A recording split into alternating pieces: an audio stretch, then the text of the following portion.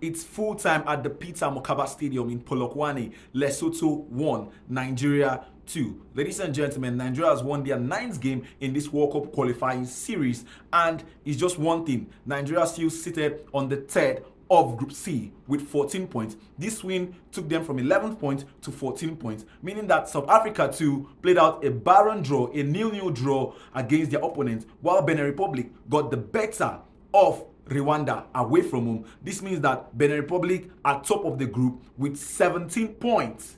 17 points, ladies and gentlemen. Benin Republic have 17 points so far, and with a better goal difference. South Africa seated 2nd with 15 points, and Nigeria seated 3rd with 14 points. So now the Super Eagles of Nigeria have to win their last game against Benin Republic, which will be on Tuesday at the famous Godswill Akpabio International Stadium. And if they get to win, even though they get to win that game, that will give them 3 points. But what about the goal difference? Because they have to score many goals, as much as they can, 4, 5, 6 goals without conceding, because that's what will give them automatic qualification to the next round. And hoping that South Africa loses their game or drops points as they did today against their opponent too. So my own review after the match against Lesotho is that the Super Eagles of Nigeria, I understand they're under pressure and there's a whole lot going on in the team, in their heads. So many Nigerians, more than 250 million Nigerians are on their neck right now saying you have to get us the qualification ticket to the next World Cup. But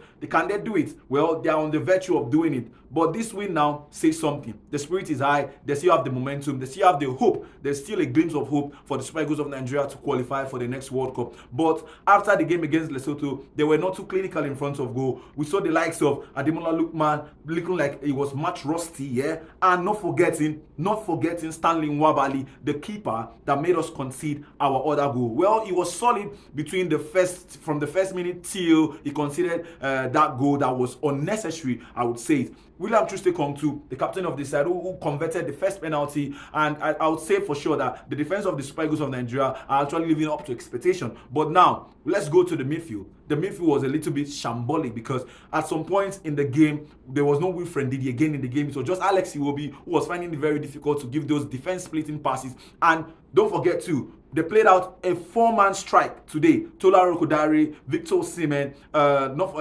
Moses Simon, and Ademola Lookman. Well, at the end of the day, we still have to give God thanks for these 3 points. Now, on to the next is the next game. The next game against who? Against Benin Republic. And who is this Benin Republic? Benin Republic are on top of the group with their former coach, Gennett Rowe, the former coach of the Super Eagles of Nigeria. Can the Super Eagles of Nigeria beat Benin Republic on Tuesday? Time will tell. I just hope it doesn't tell on them. This is the Locker Room Central. Please do well to follow us.